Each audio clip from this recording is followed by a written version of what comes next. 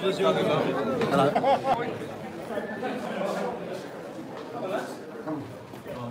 bring everyone out. Wait, that's it. Just go. Hold a minute. Yax, I'm live, yeah? No, just what's going on. Just check license, check, make sure everything's fine, mate, and we'll be on our way. What it is as well, it's money for cancer. Just Mr. Volunteers, just explain that to us. That's absolutely fine. We'll be on our way shortly. Alright, mate. Thank you. Right, so we'll start coming in. I'll tell you when we're getting it. Are we live? How many we got? 500 and something right now. 700, 800. 900. Yeah. 1,000. Big round of applause for Tommy.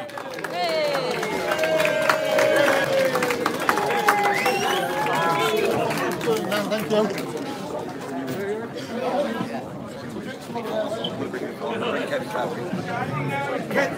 Where's Kevin? Where's Kevin?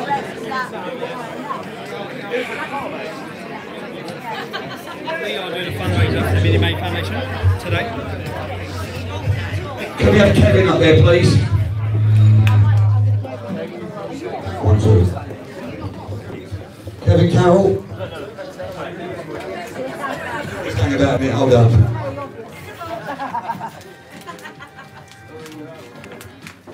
Right, first of all, I'd like to say thank you everyone for turning up. There's still 3 or 4 more people coming over from France. They're coming on a plane and they're going to not arrive until 2:30. So they're going to hear about an hour and a half of it, okay? So if they can turn up, right, from France, I thought we could get a lot more than this, but Tommy will go on to that anyway. But I'd like to say to people from Birmingham, Manchester, Liverpool, the Trotters, I know you're all there, and also wherever you come from, Norwich, okay? Anywhere in Norfolk, Luton, but let's forget about this. It's not about Tommy today. Tommy's going to tell you about his speech, what he wants. This is about the Amelia Mae Foundation. There will be buckets going around, okay, and we will let you know at the end how much we have raised for this foundation. And anything you see online about Amelia Mae Foundation, put your pennies in. 2 pence, 3 pence. It all goes to the same cause, which Tommy will talk about. First of all, I'd like to, who's going to host it, the one and only Tommy Robinson. Oh, Tommy, Tommy! Tommy Robinson. Oh, Tommy, Tommy! Tommy Robinson.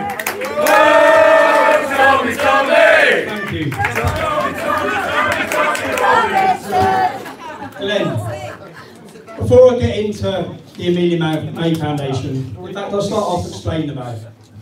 They're a charity who, I watched a video years ago, and it was a fundraising video by Amelia Mae's uncle trying to raise money. They spoke about, she was the same age as my youngest, Poppy, she was 2, and that's the first I heard of neuroblastoma, which is an aggressive cancer that affects children. And I saw that they were trying to fundraise £250,000. And when I started looking and reading more about this cancer, and I remember watching the video made where the lads were running, they were doing many of them in the military. And then I realised there was a price put on a child's head. There was a price for her to survive, because in many countries in Europe, this cancer treatment is funded. Greece is bankrupt. Greece, if your child gets cancer in Greece, this form of cancer is funded. If you're rich, if you're wealthy, you can fly your child straight to the United States and they have a better chance of survival, which is what mainly shocked me, that here we have hundreds of children, thousands affected with this cancer, and essentially a price put on their head. I then done a fundraiser. I made a video. I hadn't spoke to the family. I'd never met the family. I made a video to raise money. We raised tens of thousands of pounds. And the charity refused my money. The charity, even though they still had money to raise, the charity, this is how powerful political correctness is in this country, the charity refused to take the money. Now actually when I got a phone call from Amelia's uncle at that point, I actually said this is brilliant, because this is going to blow up all over the whole country. Everyone's going to read about this, it's going to hit the news, and people will so everyone got refunded their money. The charity matched the amount we had raised. People carried on putting in, but unfortunately Amelia didn't survive, and she passed away. And that was when I first met Ange and Stuart, was at her funeral. And since then, I've done a lot. We've got to know the charity, we've got to know the family. And this is a fundraiser. This isn't about we'll get into our politics, but it's a fundraiser. It's an opportunity for the hundreds of you that are standing here. Glenn, a massive thank you, mate, and Lee, who have organised this. And Joanne.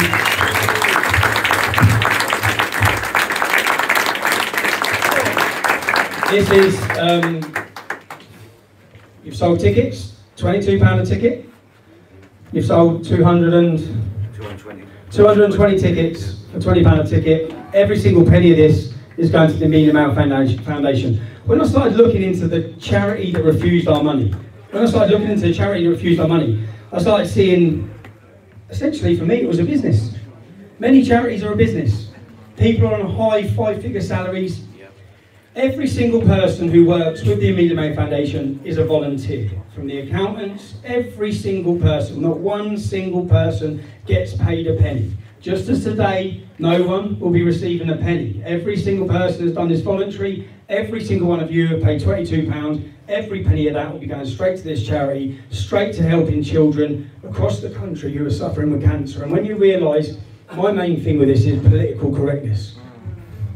Because Glenn, Safa is gone. 4 venues cancelled this event. Glenn was organising. This is done by us, not by the Amelia Mae Foundation. It's an event hosted and organised by volunteers to raise money for that charity. Glenn, come here, mate. Good, Safa. I'm asking, how many venues cancelled before? 4 venues. For what reasons? They come around the house, went to 2 with Louis Lee as well. They've said they don't want Tommy Robertson in Norwich. That's where I come from. Who said that? The police, because he's got far-right extremist views.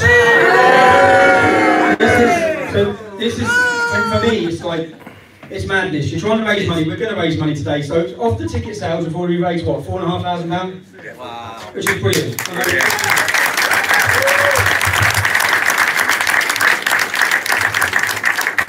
If you're watching this at home now on YouTube, you live in your city, anywhere, if you want to organise an event like this, to raise money, every penny of it, I'll come to any town, any city, and do a Q&A, which is what I'm doing here.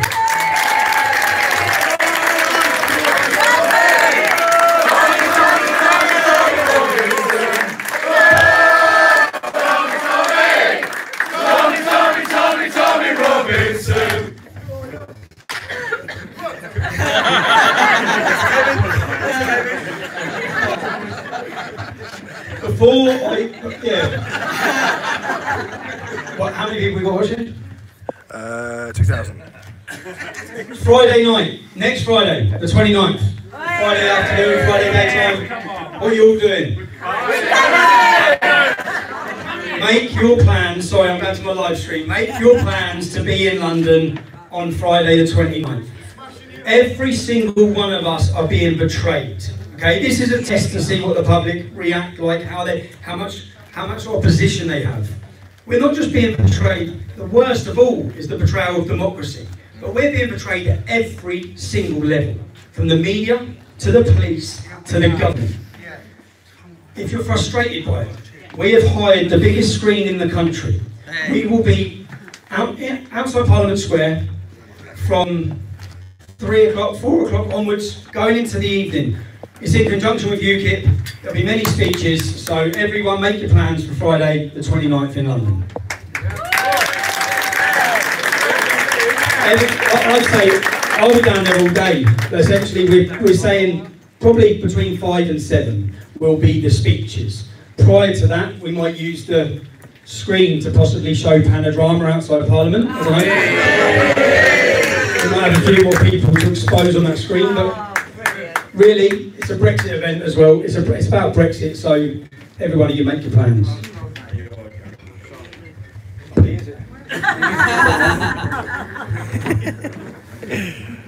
Essentially, this is a Q&A. That's what it's going to be. At half time, you've got to tell about your story from the start.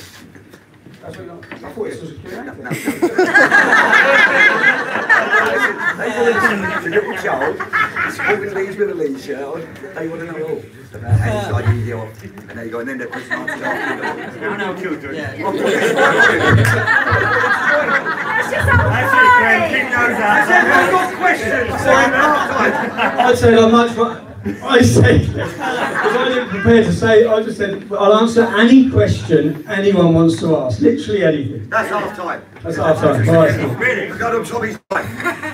Who knows about Tommy's life? Everyone. No! Does anyone know Tommy's life? No! Well, you've all paid to be here, yeah? So, would you rather me answer your questions? Or would you all right, let me tell you the start. Shall I start at the EDL? Yes, 2009. Kev, you're needed for this. Because I'll tell you the story of...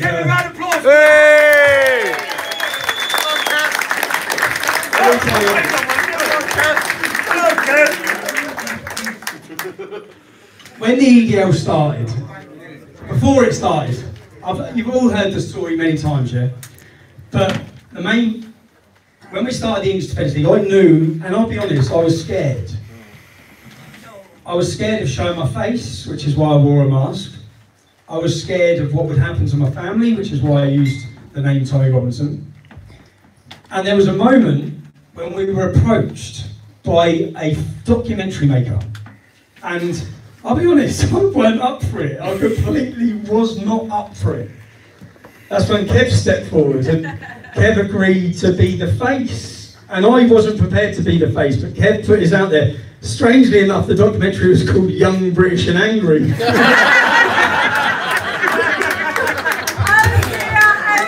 But if Kev didn't put his head up at the start for that documentary, we probably wouldn't even be standing here talking, because I was too scared to do it. Go, Kevin!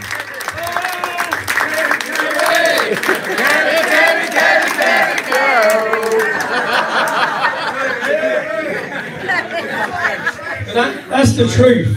That's the truth. I was and that's why I say to people when I go to demonstrations, I say, I understand your fear, because I was exactly the same.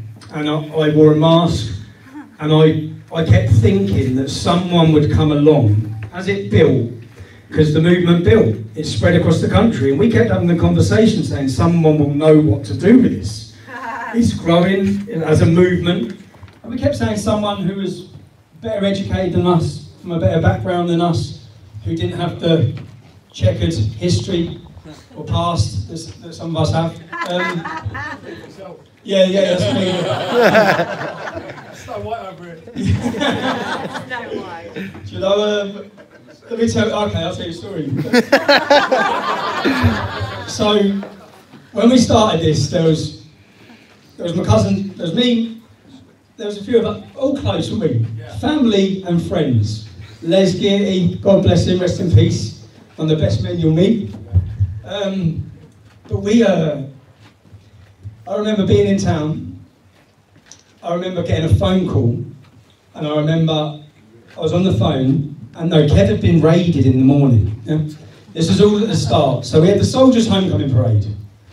Kev had swore at the soldiers. That's what they arrested. So before, when we had the Soldiers' Homecoming Parade, we had all the radical jihadis who come out to attack them, calling them baby killers, butchers of Basra, spitting at them, spitting at the soldiers' mums.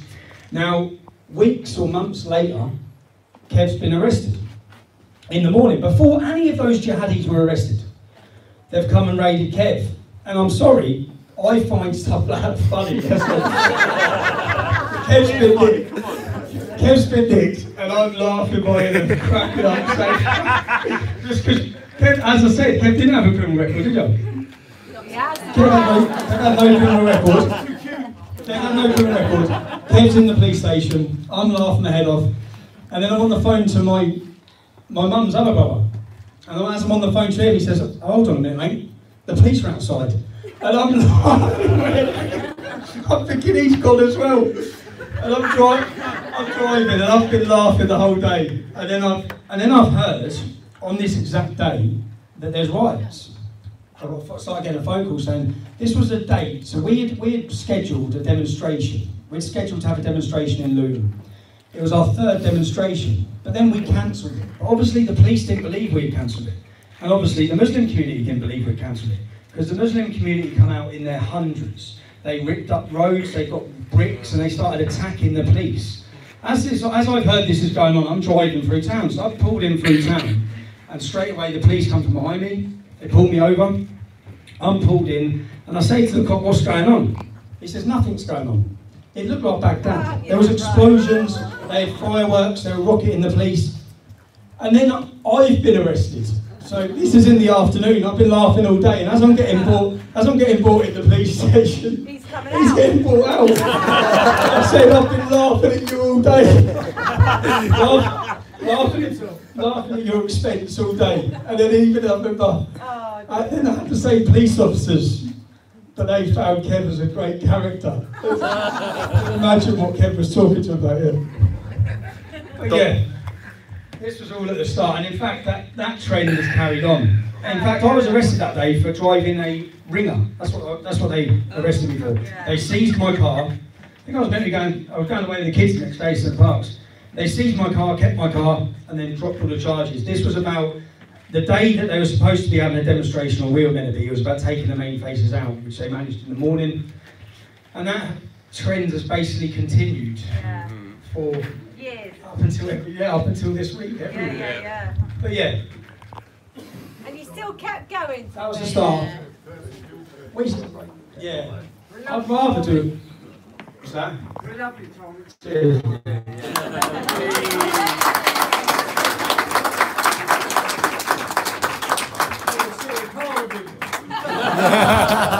See me sitting in the car, Kev, get up here. You could. I think it'd be better if we just done a Q&A where anyone can ask us anything. Ask people, Dave. Strict regime.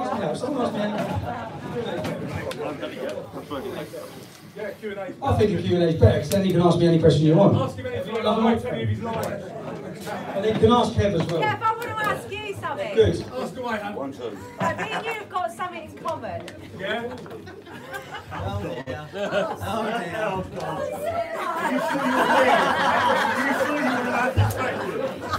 Obviously, from what I've been reading in the past, me and you have got something in common. I've got OCD, you've got OCD. Oh, yeah. How many OCDs, Kev? All your albums. So I just want to say, how do you cope with, obviously, your OCD without medication? And tell us something about what your daily life entails. He's saying which OCDs? I've got bags of them. I'm as mad as a box of frogs. That's it. Just OCDs. It's just habit, isn't it? It's just like things in I order. kind of heard it on the grapevine you've got through OCD, so. Yeah, that used to come around my house. Because, if I've got the clock on the mantle, it's got to be dead centre. And then I've got a little ornament below it, and that's got to be dead centre between the 6 and the 12. And the things on the mantle have got to be exactly the same distance across, so it's a bit of uniform like that. The lads used to come in, and when they go, the things have been moved. I spent 20 minutes walking around the house, straight, 500 busts. But, did something set that off though? I mean, something normally sets something like that off, doesn't it? Like with me, it was my daughter being seriously ill. I mean, you... I said, was it Tommy being in the EDL and something? It's like I'm from a big family, and then I was a bit of a wild child, to be fair. And I just like things in order. It keeps the head straight, doesn't it? You know? It does, yeah. So it's good medicine for the head. Why didn't you give us a karaoke performance in Manchester? Yeah, you're going to sing, Kev. What's that, bud? Sing. Why didn't you give us the karaoke? Pick the right song this I time. need you let me that. Hello. I need a push bar at the big ring around. Yeah, I'm in the middle of an event, mate. Mercy bucket. Question for Tommy. Question for Tommy. Is he right? What drives you? What keeps you going? What keeps me going? I'm live on Sorry for the serious question. That's all right. Where do you want him to start? Every time I look at my Alright, kids, love you, baby. and if you think, and I tell you, if you think deeply, yeah, if you think, I think deeply about things and then think, where's this going, and genuinely, which I had the problems even with my wife in the early years, genuinely saying to her that if this doesn't get solved, I don't think anyone understands what the future is going to be like for their generation. And I remember we went for a meeting. Luton's main imam, his name was Qadeer Baksh. He runs Luton Islamic Centre, which conveniently used to be the synagogue until they were terrorised out of Luton. It's then become Luton Islamic Centre. Luton Islamic Centre was the home of the Stockholme bomber. It's where the Stockholme bomber, he went and blew himself up in Stockholm. Not a very good jihadi, because he only killed himself. He didn't manage to actually injure. His bomb went off early. But he come to Luton as an innocent Muslim. He come to Luton to attend our university. He left as a weaponised jihadi. And there's a reason for that. And there's a reason that we've seen all our life. We've seen the recruitment. Every single year on Freshers Week, when children visit universities, the group, Al-Mujahideen, who are now a prescribed terrorist organisation, but they weren't. Until the EDL basically chased them around the whole country, holding demonstrations, causing mayhem, really. Until that, they were not a terrorist organisation. They used to have a stall set up for Freshers Week. So when your children go away from home for the first time, when they are vulnerable,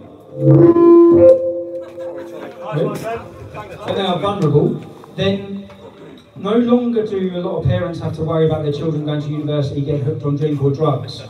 You have to worry that they're going to come out a terrorist. Because literally, if you look through the list of terrorists, and I've actually done, it's a speech I've got prepared to give about free speech and about universities and about education. If you look through the terrorists in this country, many of them who have gone to fight abroad in this country, you will be shocked how many of them were leading members of their Islamic society at universities.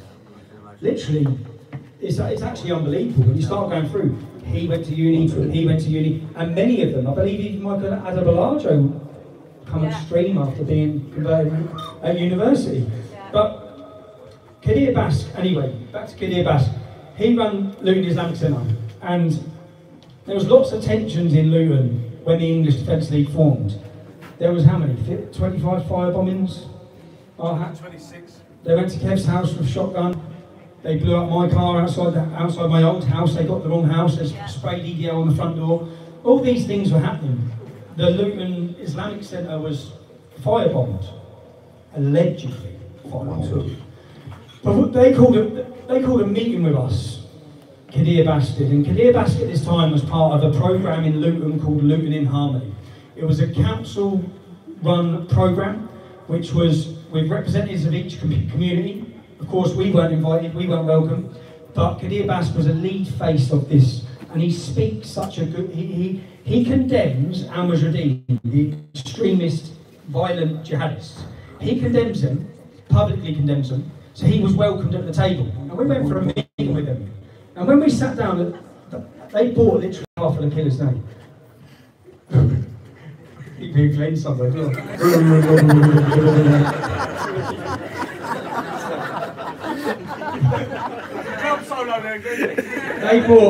We turned up, and me and Kev turned up, and they turned up in these two cars full, and they all got out, big bearded mullahs. Yeah? And we went and sat down, and they all waited on all the other tables, and they said, we've all got to live in this town. We said, yeah, we know. Said, so, and then Qadeer said, and he just looked at me and said, Tommy, I can't stop it. You can't stop it. Yeah, you can. If it's not in this generation, how old's your son? I said, how old he is. Then he looked, and he thought, and he said, it probably won't be in his lifetime. But the generation after that, it's our country. And I looked at him, I said, we laughed, I said, thank you for telling me the reason why we're doing what we're doing. Yes, yes. And this was, and he's got 14 children.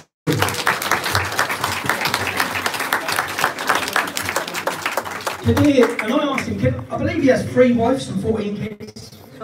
Now Qadeer had a seat on the table in Luton Harmony. And Luton Council, this is happening across the country, yeah? Luton Council, I saw in the paper that there was this centre being opened in Luton. And it was called Discover Islam. So then I looked, there was the man who was going to be leading this centre, his name was Yusuf Bonner. Now, we get told so much, when the English Defence League started, our council and everyone started talking about outsiders. They kept calling everyone outsiders coming into Luton, causing these problems. At the time, we were all from Luton, but they were always blaming it on outsiders. So then we saw this centre opening up in the town centre, called Discover Islam, led by a man called Yusuf Bonner. Now, when I went onto Yusuf Bonner's website, I saw that Islam was his 5th religion. This dude had literally been everything apart from a Jedi. Now, on his own website, he said he will not rest until Islam is brought into every home in Luton. He described Christians as wearing suicide vests of wrongful belief that must be disarmed. The extremism on one page, so we made a leaflet for the day of this opening of this centre. At the opening of this centre were our council leaders, our police leaders, probation leaders. Everyone was there to celebrate the opening of a conversion centre in the town centre, which was headed, we set up an Islamic profile and started talking to Abdul Rahim Green to ask if he had any involvement in this centre. He did, he celebrated it, he said yes, and so then we had the confirmation that Abdul Rahim Green, who works for a charity called IRA, Abdul Rahim Green is an Islamic radical, yeah? A white convert who says that women should be beaten with sticks, who's on video saying all of these things. And yet here are our council opening a centre that apparently is going to bring true Islam to our town. And it took us literally a few hours to find extremism after extremism after extremism. We then contacted the council, warned them about Yusuf Bonner, the radical who was going to be heading it. And then we made leaflets that said Luton, instead of Luton in harmony, it was Luton in harm enemy. Yeah. And it had pictures of the Luton flag encrusted with the black flag of Jihad. Now, Yusuf Bonner resigned before the centre had even opened, because we'd exposed his extremism. But the centre still opened. And we went there that day to hand out leaflets, and everyone was there to celebrate it, from our council and our police. Literally, Qadeer Baksh, what they don't, because I'm from Luton, another man was there called Tariq. Tariq, and I know this because I used to know a girl that used to date Tariq. Tariq used to go to the Finsbury Park Mosque when it was Abu Hamza. We know the extremism and who are the extremists in our town. Trust me, Tariq was an extremist. So we then look there and see these extremists opening a centre with our police and with our council. Now, we battled for years to highlight who Qadeer Baksh was. It was only then, and I mean literally, when I left the EDL, the first person the council had on and the radio station had on was Qadeer Baksh, because he's the public, lovely, English-speaking face of the Islamic community. He was on the radio talking about me. I'm walking through town. So I literally walked into the radio station, walked in and said, you're in there talking about me, so let me sit down. I sat down and then I asked him the questions that every journalist should be asking. Any of these radio shows, any of these presenters, when they have these imams or these any of them on, the questions to ask him, which is what I asked, I said, Qadeer, in your perfect society, answer me this question. Just one question, I want you to answer me one question. What would the punishment be for homosexuals in your perfect society? And he said, there would be punishments. I said, yeah, I know. I know what they are, but to let everyone listening understand what this is. Tell us what the punishment would be. The punishment's death. Yeah? So then I'm sitting there saying, you're part of Luton in Harmony. You're part of a programme run by my council to make this town harmonious. What about the gay community in this town? And from this conversation I had with him, I started then asking him what would the punishment be for adultery. Because we translated in the early years his website. So we got his website, because it was all about Luton. To start with, this was all us battling what's going on in Luton. When he translated his website, they had a 10-page translation as to why a woman should be whipped for adultery. It translated about executing homosexuals. Now, after this discussion I had on the radio, it was picked up by Pink News and many gay activists. After this, because Qadeer is a head teacher of a school. So after this, the school was raided by Ofsted, and they found books promoting stoning people in the children's library. Yeah? And that was after this. But Qadeer still carried on. He still managed to carry on after this. It's like banging your head against a brick wall. Do you know the maddest thing then? I met through our council. I'm standing outside the town hall, and there's one councillor called Joan Bailey. Probably the only one that I trusted. I remember in a year into the EDL, the council called us down to a meeting. And we sat in a meeting, and they said, do you mind if we video this? We said, no. They had a baroness there. She was a black lady. They had a baroness there. And they sat us down to say, tell us why you're angry. Tell us what's wrong with you. Because it was obviously all kicking off. And it started with the UPL. And this, I felt, was good, because the council were listening. So as I went through, say there's a row of people out there, I said, where do you live? Hitchin. Where do you live? St Albans. Where do you live? They all lived in affluent, nice areas. I said, none of you live in Luton. And there's a Muslim man there. You live in Bury Park, don't you?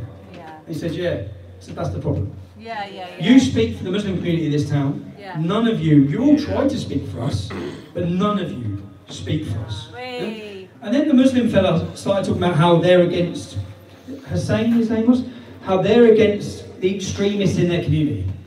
I then showed him a video of a Gaza war protest. You can watch this video. There are literally 10,000 Muslims marching out of Bury Park, and they're led at the front by Saif al-Islam and the radical jihadis who are al-Mujahideen. And as I showed you this video, as you hear them marching, they're marching about Kaiba, which is the tribe that were beheaded by Muhammad. So they're a Jewish tribe. So they're marching and they're chanting about killing Jews through the town, wearing masks.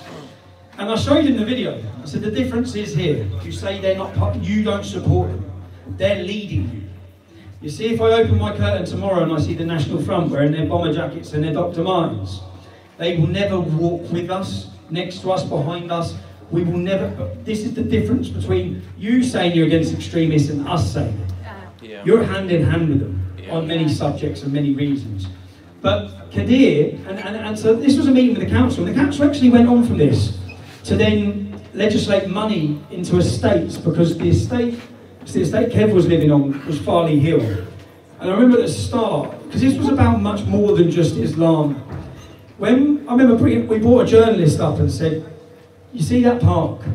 That park is from the 1970s. There's nothing up here. When you go down the hill, which we took the journalist down the hill to the Islamic community, that's a £350,000 state-of-the-art park. Yeah. What we have witnessed in this town is you have ignored us so much in our communities, and you've thrown all the money. And in fact, an imam was then on the radio, and he was having a go at the council on the radio weeks later, saying, you've overfunded us. You've overfunded, because they completely, and this goes across the board with the council, even down to Luton were playing at Wembley, massive football match. Everyone wanted to go to this game. Luton sold 44,000 tickets. How many you got? What's that? 44,000. We got that many. We sold it out, mate. We sold it out twice. We sold it out, and then we're standing outside, and literally 10 coaches pull up. And these 10 coaches, as everyone's watching, all these Muslim kids get off them. And they're Luton Borough Council coaches. So I was thinking, hold on, what's going on? And I remember then on the radio, when we rang the radio about it, and the council representative was on there, just explain what that is about. They said that's integration.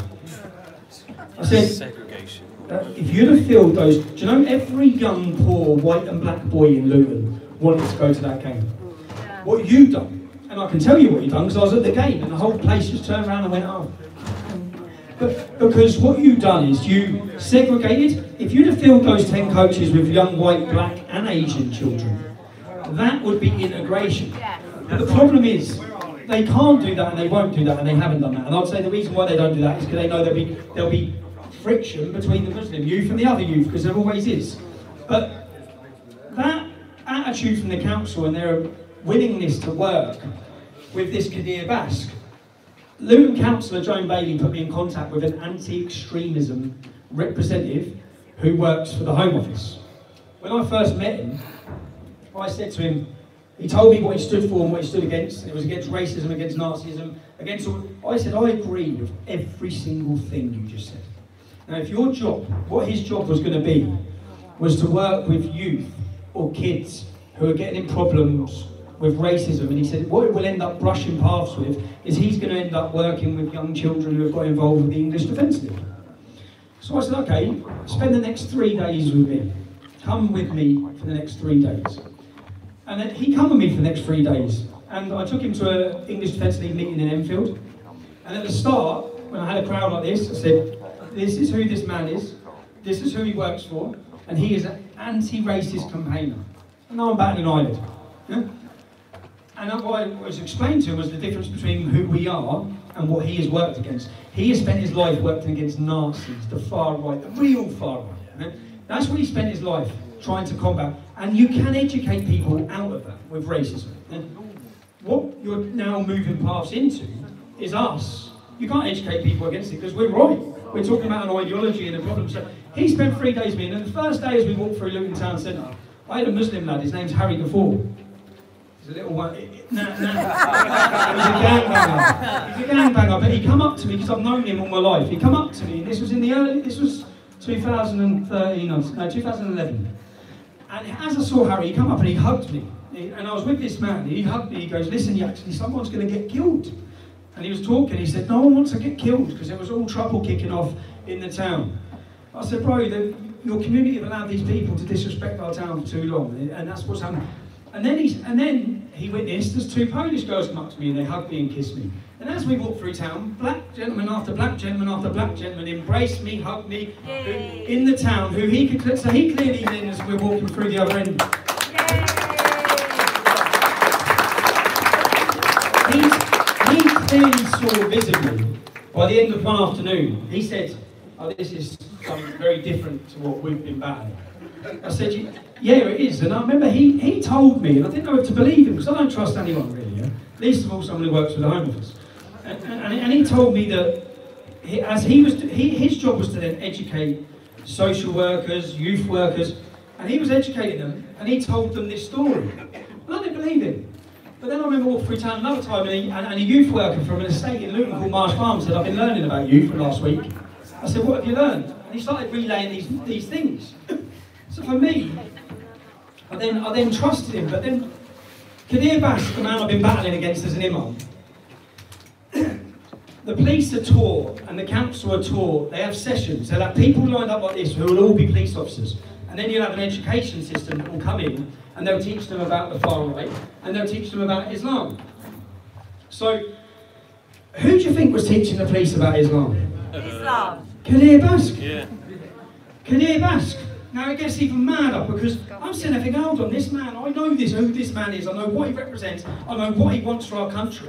And he's the one educating you, the police, on how to act around Islam and who to arrest over Islam. And then we have the Westminster Bridge attack, Khalid Masood. Guess who Khalid Masood worked for? Qadeer Baksh.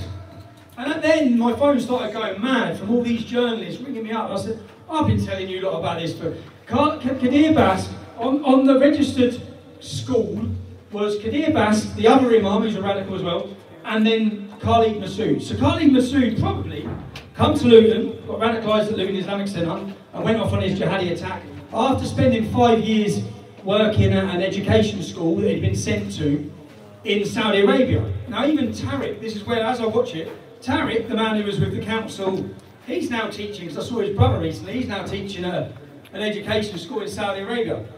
Qadeer, when the media then got into this, they found sermons that he'd give. This is a man who works with our council and our government and educates the police. In his sermon, he said, I'll quote it, you can Google it, went all over the Times newspaper, this did you?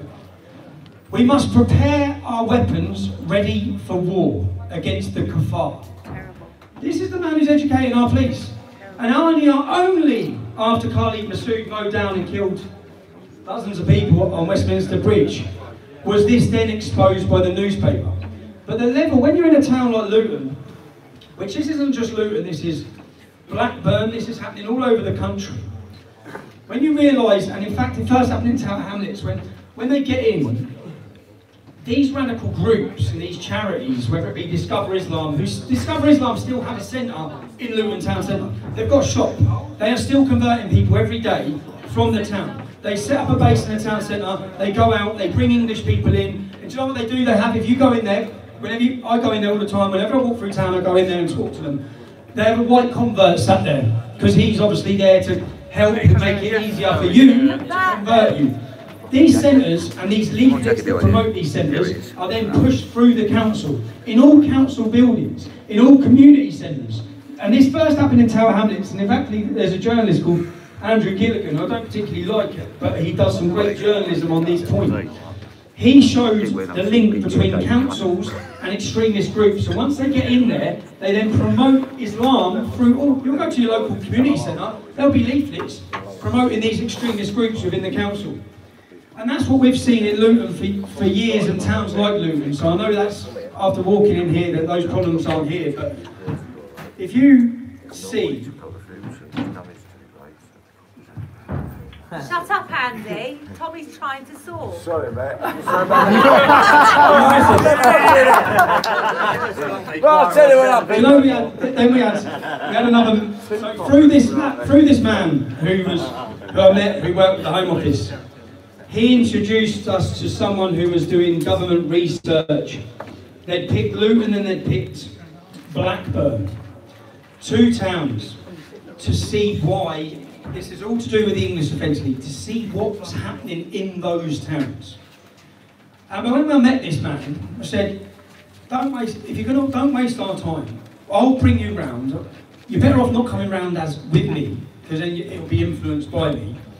I'll bring you to the areas and tell you the people you need to speak to hear their stories.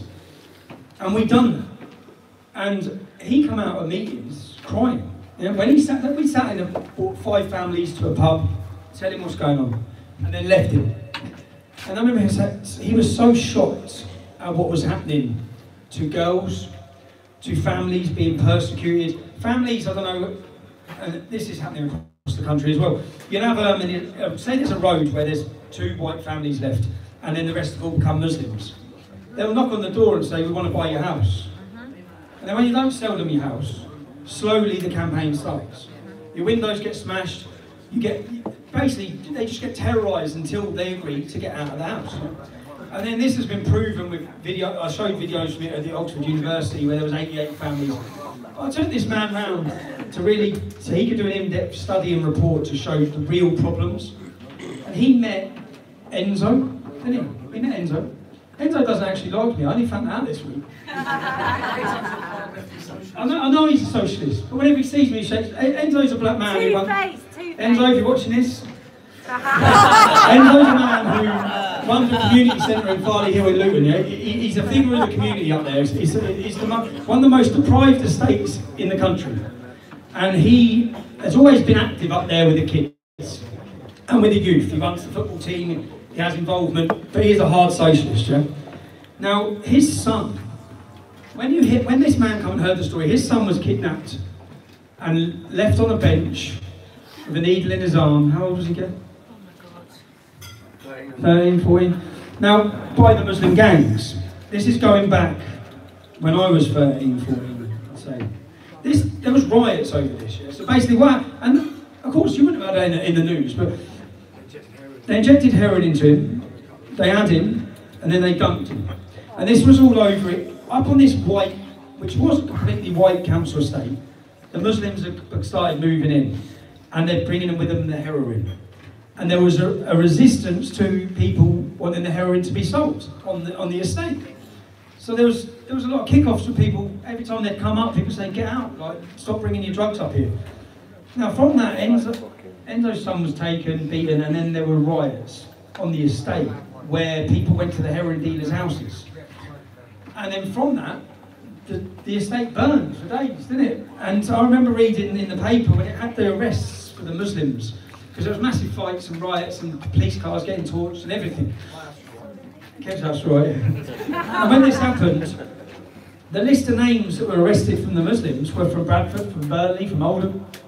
They come from all over the country, but they were fighting young kids from one estate. Basically, it was just one group of lads from one estate. And Enzo's son actually is now dead after Enzo was put in prison. He OD'd last Christmas. But all of this is a knock-on effect and of what's happening in towns and cities, and the resistance to it. Yeah. Wow. Anyone got another question? So many. That's why I do use these. Question. Wait, before we go, we have some serious questions, yeah? Serious questions. This young lady's nervous, she wants to get it out of the way. I just want to know, you've achieved so much over the last 10 years. You've created this amazing movement full of just amazing patriots and justice seekers. What would be the defining moment for you in the last 10 years, and where do you see yourself and this movement in 10 years? Good question, Sarah. There you go, Tommy. Tommy's fucking doing much. Well, that's Tommy being Prime Minister.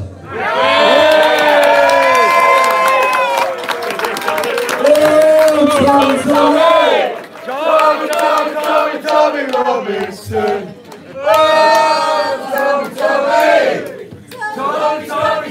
Tommy Robinson. I'd say that so many people have played a role in building the movement where we are today. So humble, Tommy. So seriously, when we had the first 90 people of Luton demonstrations, 10 lads went to prison for it. Yeah. 10 lads' lives were changed. Yeah. They went to jail. Many people have been imprisoned that were members of the English Defence League. Many. If all of these turns of events didn't happen, if all of these people didn't step forward at the times they did, so many people, I bet there's people in prison right now that are from this movement, that were wrongs. So many people have played a part throughout the years to get us where we've got, and essentially Judge Marston was one of them. He played a huge part. Yes, he did. Judge Marston woke up more people than I could have ever tried to. I think that the more they do, which is, you think they'd have agencies working all of this out. Yeah? And every time they do something involving censorship or where it's clearly wrong. I went to the England game on Friday night, yeah? At Wembley with my kids, and there was a Muslim fella there, big beard. He had his 2 children, and as I went to sit down, he come over and he shook my hand. He was real pleasant, really nice, very religious, you could see. And he said, "Obviously, Tommy, I despise your politics." I said, "Yeah." He goes, "That Cambridge fucking case." And he goes, "That really pissed me off." So when you see, this is what I say, do you win, do you lose? When they do something so wrong, that's visibly so wrong, that with the power of social media, the internet, everyone sees. 30 years ago, you might have been able to do these sort of things to people and to activists. When you do them now, everyone watches. The more you do that, the more our support grows. Essentially, when we're working out, or we plan and we sit down and we talk about what we need to do, which will raise the most awareness to problems and wake more people up. The Attorney General charging me again pretty much just took it out of our hands. I don't need to do much. You're just going to have more court cases where the whole world's going to watch in amazement of the lengths that you're going to go to in order to silence people. And that's not about... So if you look, the problem they have is, if you go on, and I'll probably go off subject, because I always will, but the real far right, the Nazis, the real radical white supremacists, they're not getting removed from social media. Yeah? Because they don't fear them, because they're never going to get a following, because they're inbred, backward weirdos who are trying to...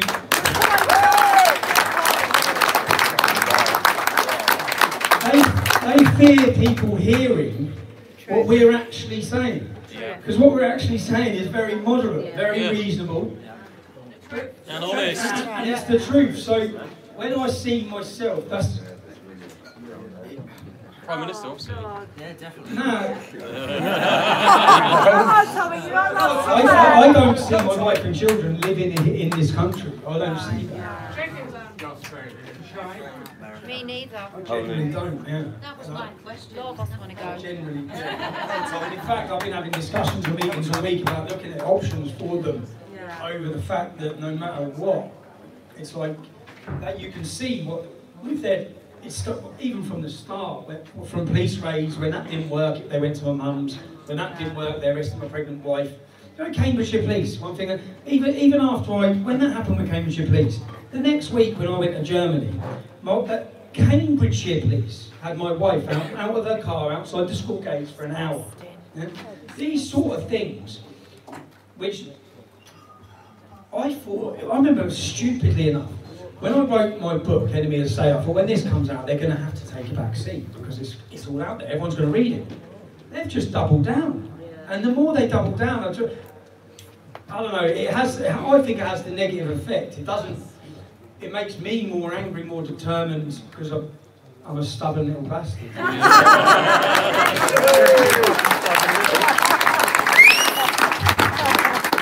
I don't, when you say where do I see us in 10 years, it's depressing. It's depressing. I don't see, there is no good solution to the situation we're in, and the continued lies to cover up how deep the problem is. I think if the British public were aware, if everyone was aware of the reality of what our country's going to face and our children will face, there'd be a revolution tomorrow. What the government and the establishment are doing is trying to prevent people becoming aware, trying to lie for as long as they can, to cover this problem up for as much as they can. When you look at you hear the figures of 1,400 children in Rotherham, yeah? In Rotherham, I've said this, you would have seen in videos, in Rotherham, there's only 3% of Rotherham is Islamic. So in one of the lowest Muslim populations of a town, 3%, we've got 1,400 victims. Out of that 3%, that's about 10,000 Muslims living in Rotherham. 2,800 of them fit the age criteria that could be involved in gang grooming rape, from the age of 16 to the age of 70. Out of that 2,800, 550 of them are under investigation. That's 20% of the Muslim male population of Rotherham is under investigation for child gang rape.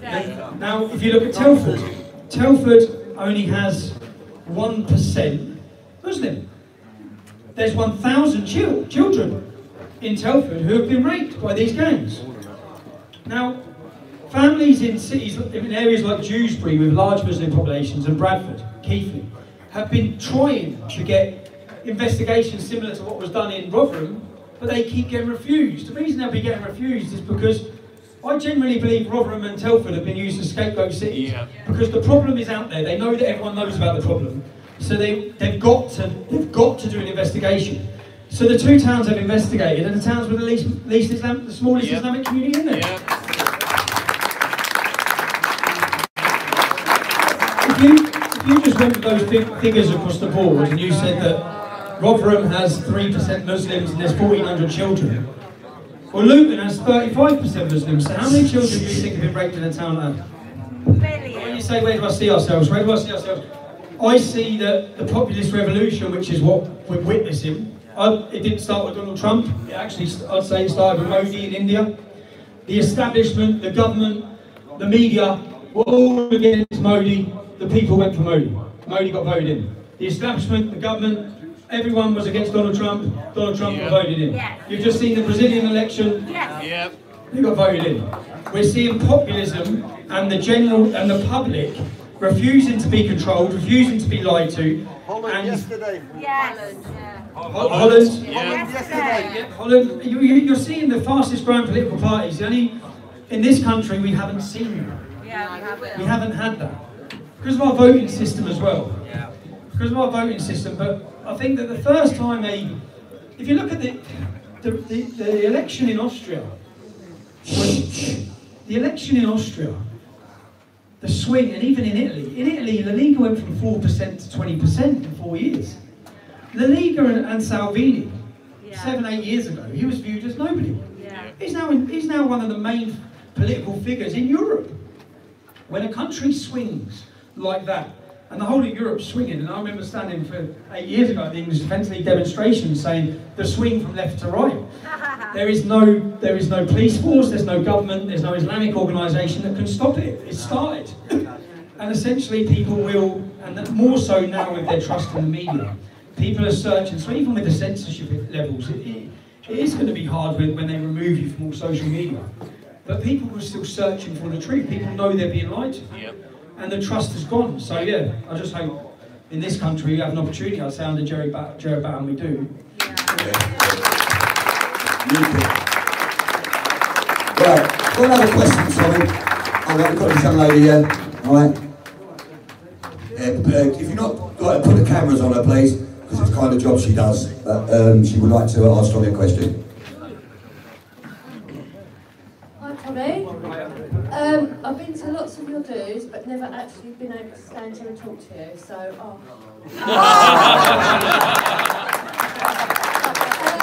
Camera back on.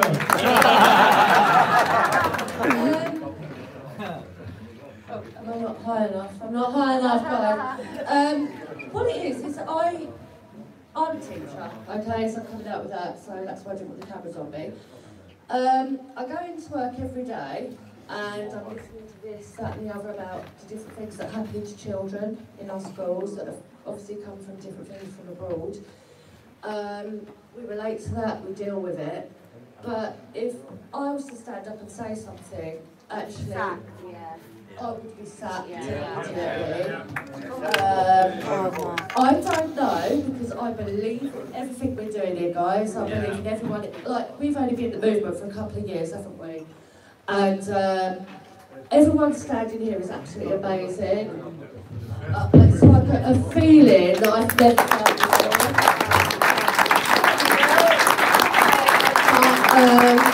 Deal with that on a day, like without walking out and going, because I can't pay a mortgage, I can't do this, that and the other.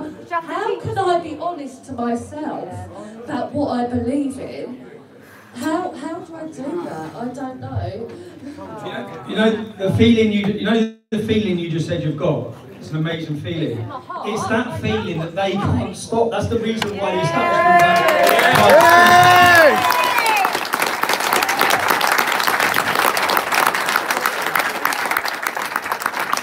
And exactly what you're saying is, my mum worked at a Catholic school when the English Defence League started.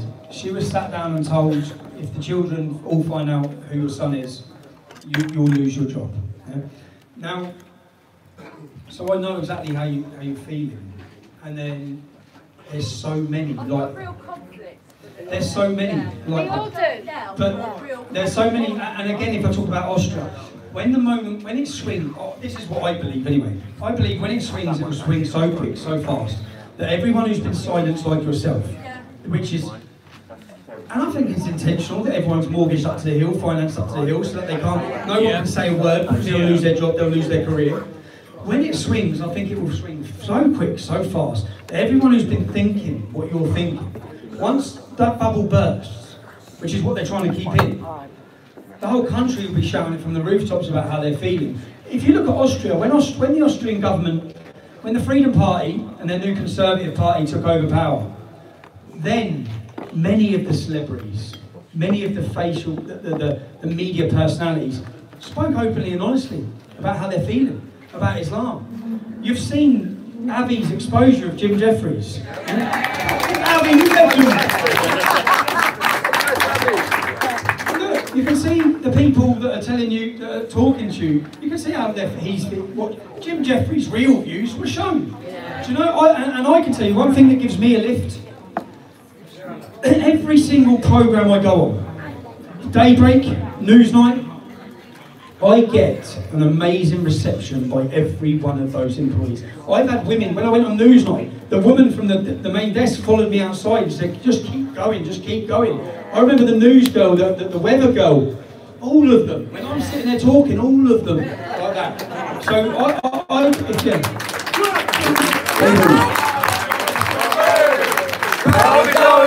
Tommy Robinson. Even Tommy.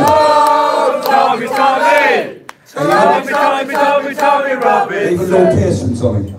No, I'd say that I literally, you know, when they try and portray I'm hated, everywhere I go or every interview I do, the cameramen, the newsmen, so I know, well, hold on, everyone's thinking what we're thinking. Yeah. But this level of fear that is imposed on society, everyone is just scared.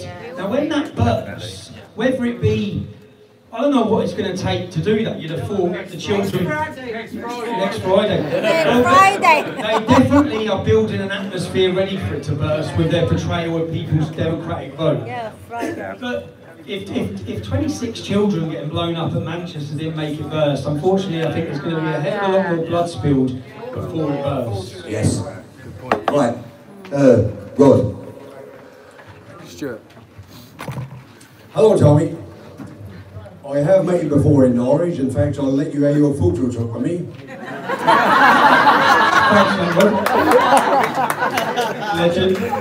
I would just like to say that you've got a phone in Norwich with the older generation, and we're called the Shiners, which you know that stand for the pensioners. Anyway, Tommy, what I'd like to ask is like a three-part question. I'm very concerned. You've been threatened. Your family been threatened. You changed your name through this. What keeps you motivated? Why are you doing it? How long do you think it'll take you to reach what you're looking for at the end of the day? Honestly, this is going to sound cheesy as hell, but it is actually you that keep me motivated.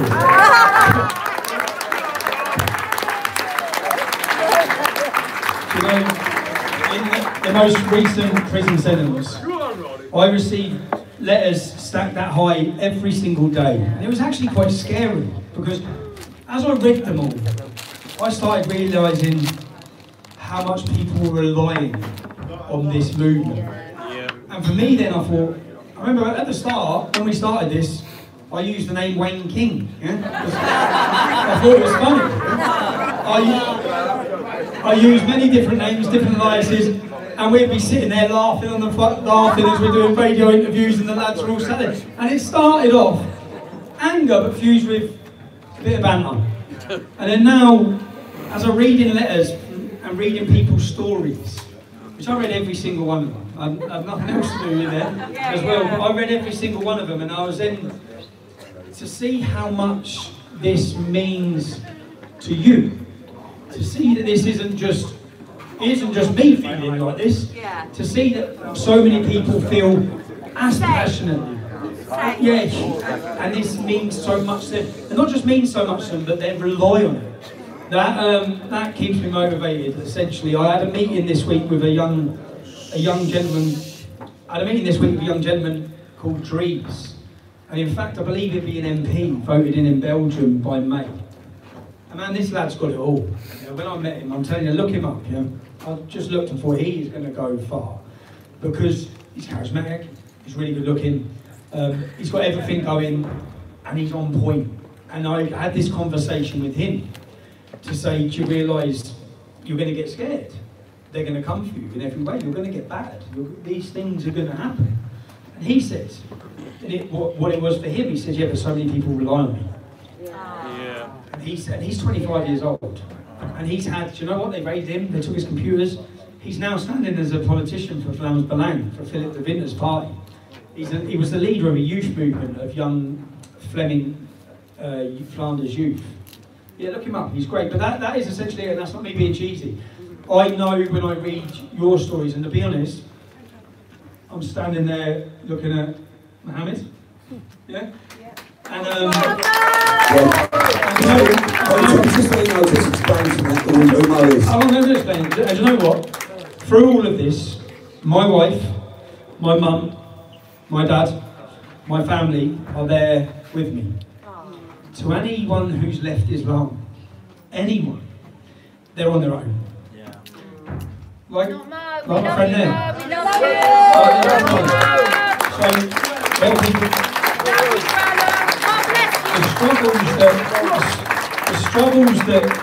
The struggles that I met another lady. She was from Chechnya.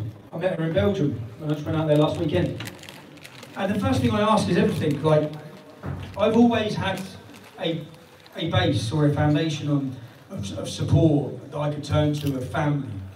So my job's been a lot easier than many people who are trying to express freedom and have freedom by leaving Islam. So yeah, go on, mate. And any ex-Muslims out there, any apostates out there.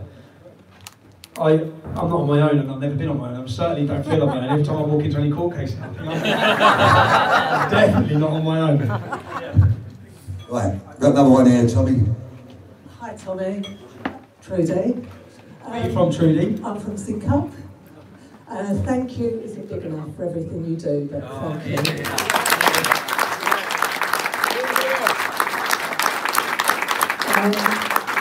In your latest interview with Alex Jones, I saw you wriggle, and I've never seen you wriggle before. I'm in a wriggle on. I know. Yeah, when he was praying for me. Yeah, he kept pinning you down to commit that you were a Christian, and you were wriggling.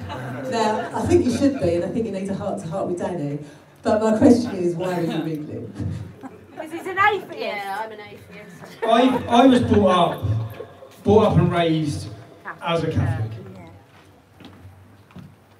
And I'll be honest, I don't believe a word of Catholicism. Kev does. We have this, don't we, Kev? Oh, Kev always goes, we have this. Or Kev's religious, yeah? And my mum... Not Catholic. Not Catholic. Kev's religious. My mum is a devout Catholic. My mum is, yeah? And that's hers. That's not... And in fact, I remember, even in the early years, I went to see a priest in Luton. And I explained to him that, listen, what I'm seeing with Islam, all of these problems. Do you know what he said? Our Father who art in heaven. And he went on to forgive us our trespasses as we forgive those who trespass against us. I said, Christianity's not. I don't believe Christianity's still here through having that weak-ass view. I don't believe that. So, when you talk about Christian culture or identity or Ten Commandments, I believe it's a great way to bring your children up. I think it's a. But do I believe? Unfortunately, no. No. And that's. Well said, Simon. Right, just got one more. We've got Mo. We're going to have 3 or 4, and then we're going to have a break, and then we'll come back on again. I think Tommy wants a lager, what he don't even drink when I see him in Peter Bar.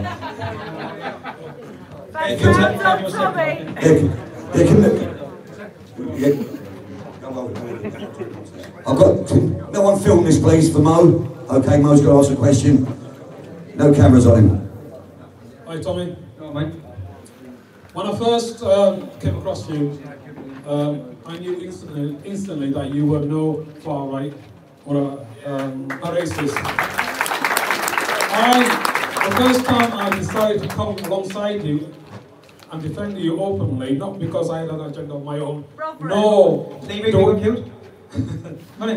no, do I want to have the fame. Now, I went against my own church advice on this, not because my church is against you. They understand you and they are for you.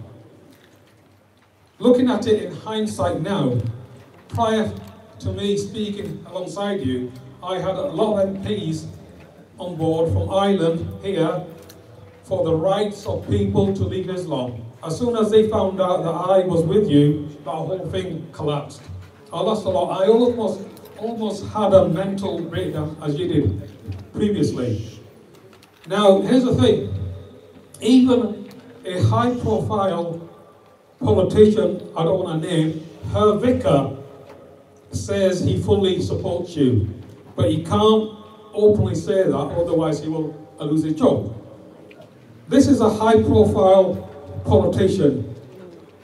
The vicar is actually her, a vicar. I gather you know who I'm speaking about, but I won't say her name. No, I can't say it.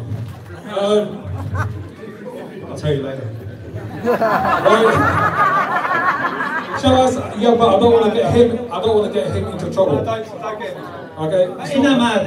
That's the era we're in. Someone has a view that you're not allowed to mention it because they'll lose their job and get in trouble. That's where we're at. Now, when you were in prison, what I saw is a turning point when you went into prison, because the authorities thought by putting you in prison that there won't be a hoo-ha, because you've been in prison previously, nothing happened.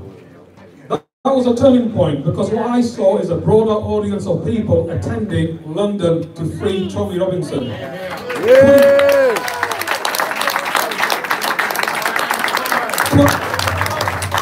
What I saw was 20,000 people there, but it's not 20,000 people, it's millions at home who are too afraid to come out. You said...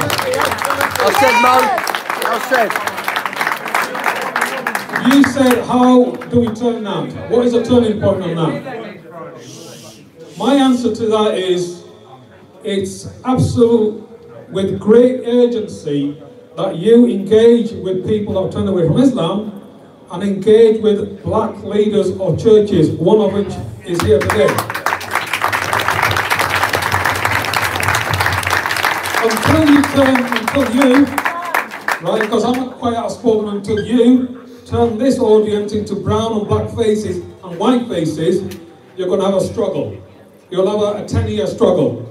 Once you turn this audience into black and white and brown faces, that will destroy the far left's argument and the media's argument. This is where you will see.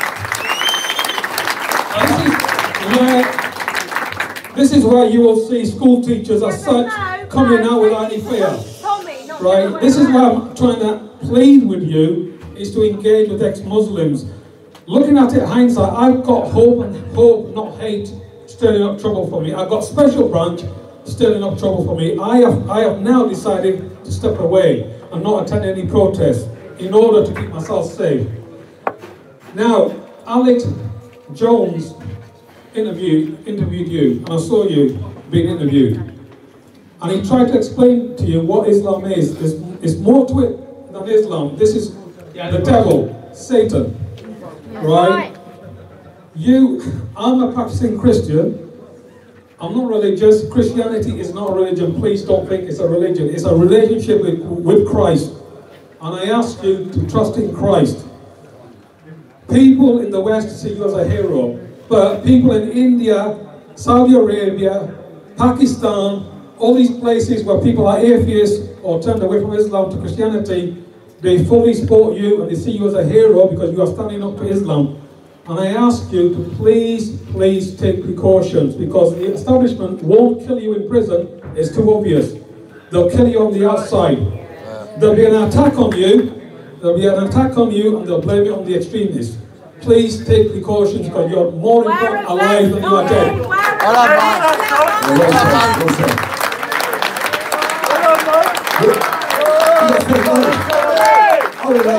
We're all Tories. We're all Tories. Do you know, to most of the far left, it wouldn't matter if, I know what you're saying, to the wider public, to the hope not hates, if this whole room was black people. It would make a difference. It would make a difference. If anyone who goes against the globalist, open borders agenda. It would make a difference. But that's, I've seen what you've gone through, bro, and I see you're still getting grief now, which God bless you, What I'd Mo. say would God be bless from you, Mo. even love people you. who are supposed to be on our side. I'll say even when you see people on our side, in every movement there'll be plants and there'll be people who are there to disrupt. And anything that they see as anything that can deter you away from being labelled as far right will come under attack. Yeah. For example, when we set up a LGBT division in the English Defence League, they come under attack. When we had a Jewish division, many people attacked and tried to destroy the leader of that Jewish division. Because anything that will strengthen our resolve to an appeal to the masses comes under attack. I've seen the same happen with you, Mo. I've seen many people saying things that are just completely untrue. I've known you for years, so yeah. Right, before we carry on, alright, the bloke just come in, right, and you've come all from England. Give this man a round of applause. Paul come from France. Bonjour. Bonjour. Bonjour. Right, it's a bit late. Right, it's a bit on now, and I've just got someone's going to... Quiet a minute. So, John Paul don't know yet, he's going to buy all the beer as well. Glenn, where's his yellow vest? Hi Tommy, Jimmy Walker, Norwich. Just a quick question. Do you still work alongside the Quilling Foundation? No, of course he does. No, I only work anyone who's read my book will see the truth in that of what happened at that moment. I was facing 5 years in prison. When I'd gone to prison, I'll explain it now. Yeah? When I went to prison, the time in 2011, this is what a difference makes as the years go on. £1,800 was donated to my family in the 4 months Is that it? I was held in prison. This is 2011. So I'm then facing 5 years in prison. Now my children and my family have always been in accommodation that I put in myself, that no one knows. Before the English Defence League started, I had 2 successful businesses and 7 properties. Yeah? Now, I managed, even when the English Defence League was going on, I was paying everything for my family myself. Now, when I was facing prison, as I said, I view everything like a game of chess, yeah? And I think, what are they doing, where would that go, what's the options? Now, if I'd have got 5 years in jail, my family, I know the financial support wouldn't be there for them. I'm not out of prison, I'm in prison. I know they'll then have to go to the council for housing. Where are the council going to house my wife and kids? I know where they're going to house them. Tower Hamlets. So I met Majid Nawaz to debate or an interview, there was an interview or something. And basically, I used him and he used me. That's the truth. In fact, I think many of the work and the things they say is good, yeah, and on point. But I said to him, I basically said, the agreement I had, and I'll tell you, that he pays every single bill and every penny of my family's bills, housing costs, electricity, gas, for the duration of my prison sentence. Because I thought I was getting 5 years. Yeah?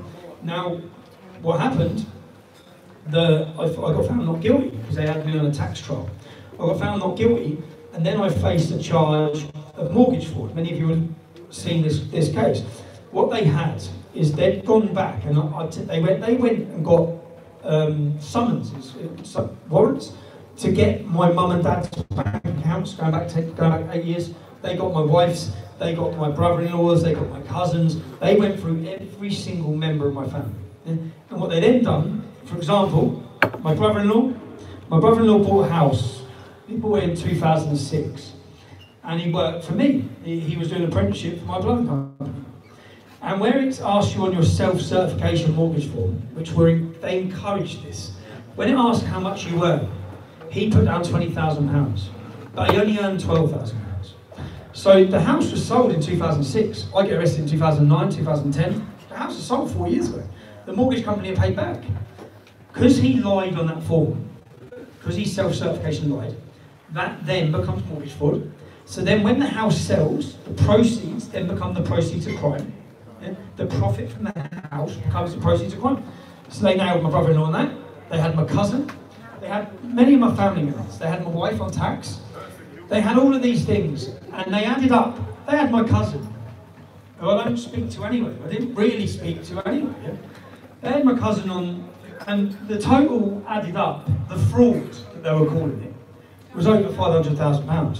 Because when people lie on their mortgage form, if they borrow £100,000, that's £100,000 fraud.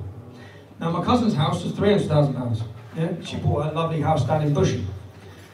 Nothing to do with me. Yeah? Then, so it added over £500,000. Now, I was said the whole way through this, which I'm sitting there with all my family crying, everyone crying. I was saying, they don't want any of you. I know exactly what this is. Yeah? When we get to trial, I get offered a deal. That's what's coming. Yeah? And that's what comes. And I've actually got all the video footage of this, which I've got 4 years worth of video footage. That from all of these times where I had a camera with me the whole time that was never used. We've got, in fact, my mate, the lad who filmed it with me, he didn't like me when he first met me. And I think he's holding the footage for it if I get killed. That's what I know what you're doing, mate. I know it's going to be worth money. But he, so with the mortgage fraud, I went into court and they said, if you plead guilty to this, you will drop everyone else's. And I walked out of court, I rang my wife, I said, I plead guilty, then they'll drop your charges, because they had her on tax charges. They had her on tax charges, which they had me on tax charges. I got not guilty. They said I owed them £137,000 in tax. I walked within 20 minutes of the trial. But my wife would have to walk into court with all of the media, with all the left-wing groups, with everything. Now, no, there's no picture of my wife anywhere. I managed that. In fact, those people who went to my house, to the house the other Sunday, that was to get a picture of my wife. That's what they were there to do, to make their life as difficult. But I walked out of court, I rang my wife and said, if I go guilty, she said, how long are you going to get? I said, 5 years. She said, don't you fucking dare. And I said, you're going to face trial, etc. So now, they had nothing after their 4-year investigation. Closed down my companies, shut my bank accounts. They had nothing. I just walked on a tax evasion trial. If I'd have walked on a mortgage fraud trial, I'd have been able to go because they've absolutely destroyed my life and with nothing. I had, some people know, I had 7 mortgages between me and my wife. Every one of them were 100% legit. I didn't lie on any forms because I didn't have to lie on the forms. They had other family members. So I went back in and my wife said don't, and I thought 5 years, she said 5 years too long, the kids. I went back in, I said, I'm going not guilty. They actually got us into court, they sat us down in court, they swore the jury, and I had 3 Muslims on the jury, I had a PCSO on the jury, I had a PCSO. They took me to St Albans, they put my trial in, there's no Muslims in St Albans. How have you got 3 on your jury? There's none here. And then just as the trial starts, they pulled me back outside. And they said, right, they kicked one of the cases out for £300,000, plead guilty to this. So I said, what's the guidelines again? Because it brings it down by the guidelines. So when I went down the guidelines, it was 2 years. So I rang my wife, so I'm not guilty. I'll get 2 years. I'll be out in 9 months. And that's a better situation. And in that agreement that I gave them, I made them sign to say that they will not come after me for any proceeds of crime. Because what I'm pleading guilty for, I haven't had any money out of this yet. The houses have been sold, mortgage company. They said they signed that. They signed that agreement. So I said, okay, sounds like what I'm looking at. I went in and pleaded guilty. I got 18 months. The mortgage advisor who had done the mortgages, a girl called Debbie, who was a single parent with her. I think he was about 12 months old. She got 18 months as well. Because to send them to prison, they had to send me to prison. They've got to send her to prison. Because her mortgage, her thing was a lot more. And yeah, she was in total shock.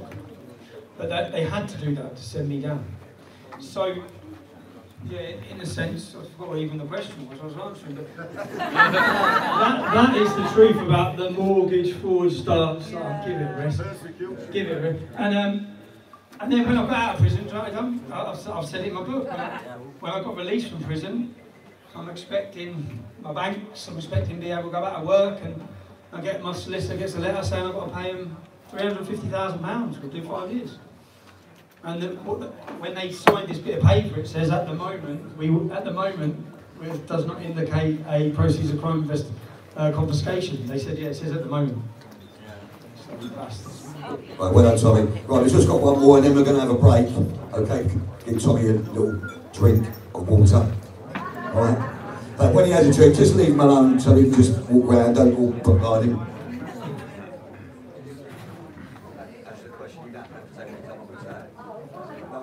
Right, hold a minute. We've got a UKIP representative coming today. Okay, give him a round of applause.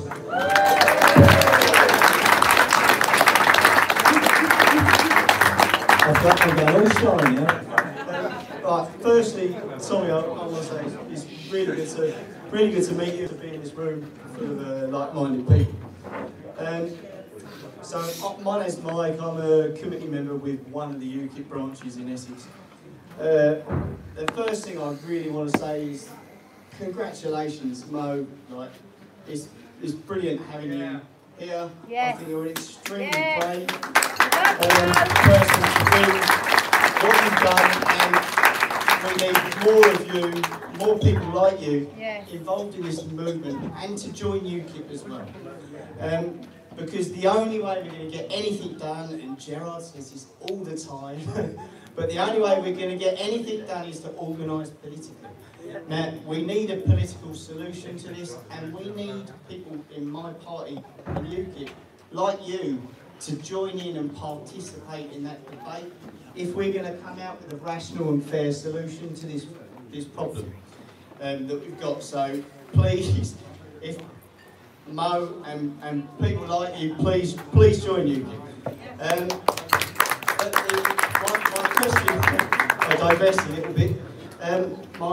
My question really was, so we live in a Judeo-Christian society, right? This is where our values came from, but we had the Enlightenment. We allowed our values to become separate from that, and we've developed beyond it. Right? Islam never had an Enlightenment. Democracy has never succeeded long term. Short term, okay, in some countries. But so my question to you, Tommy, because I know you've looked into this a lot, and I extend it to Mo as well, perhaps for afterwards. But how do you think we can get Islam to submit to democracy, not us to submit to Islam? Once you understand Islam, then you'll know you can't. Once you understand Islam, once you understand that it's the word of God, can never be changed. You can't have an Old Testament, New Testament, Old Quran, New Quran. Anyone who's tried that, Mecca Quran, Medina Quran, has been murdered throughout history. Anyone who's tried to bring that, even Muslims who have tried to do it, Muslim reformists who have tried to do it, are persecuted, driven. It's like Majid Nawaz, like you spoke about Quilliam. That's what I was talking about. It's like Majid Nawaz. Majid, we can't wait for you to turn 1 billion people's minds the same as yours. And I said this to Dr. Osama Hassan from Quilliam. When he came down to see me in Luton, I said, tell me this, Mr. Hassan. How many people have you converted to your liberal, reformist thinking of Islam this week? None? Do you know how many people converted to radical Islam in prisons or on the streets in this country this week? You're fighting a losing battle, and we can't simply wait for you to solve these problems. Or we can't, I used to say, we need Muslims to solve this from within. We can't wait, because we've been waiting hundreds of years, we've been waiting thousands of years. Islam cannot and will not reform. And then that's not to say there's not moderate, amazing, beautiful Muslims, because there are. But they're not following the Quran to the word that they have to. If they start to follow it to the word that they have to, if they start to take it as literal as it is, then it's like Wahhabism, the most extreme form of Islam. That was when they tried to bring it back, to take it to the literal word, after Wahib. So we won't see a reformation in Islam. And I'm sorry, but I don't want to roll the dice and play with the future of our country or its future as to whether we do that. While we're on the UKIP, I know you said you're from UKIP, can we see an honest view here, yeah? Put your hand up if you're a paid member of UKIP in here. And we're MEP candidates as well, mate. MEP candidates, we're on this. If I was allowed to join UKIP, put your hand up if you join UKIP. Jared, come on! You're leader within a couple of years. I think it's great that you've got. So what are you doing? Thank you, Jared. I'll talk about this on Friday night, I think. I'll talk about this on Friday at the demonstration. Is that about you joining? Well, no, essentially, I see that Gerard has been so outstanding and so stood in the face of so much opposition. And at the time when people were resigning, I said when I first met Gerard, you need to drain your own swamp, because within your party you've got an establishment sort of movement within it that are ex-Tories or you're are not willing. If you're not willing, you have to be willing to take on Islam. If you're not willing to, then you need to leave. That's what I'd be saying. You need to leave. You know, if you are leaving and resigning, then good, because good business. But that's not I'm not part of UKIP. That's Gerard's battle or problem. But yeah. Oh yeah, mate. Right. I'm going to do now. We'll give it about a 15-minute break so Tommy get a drink. Okay. I was just going to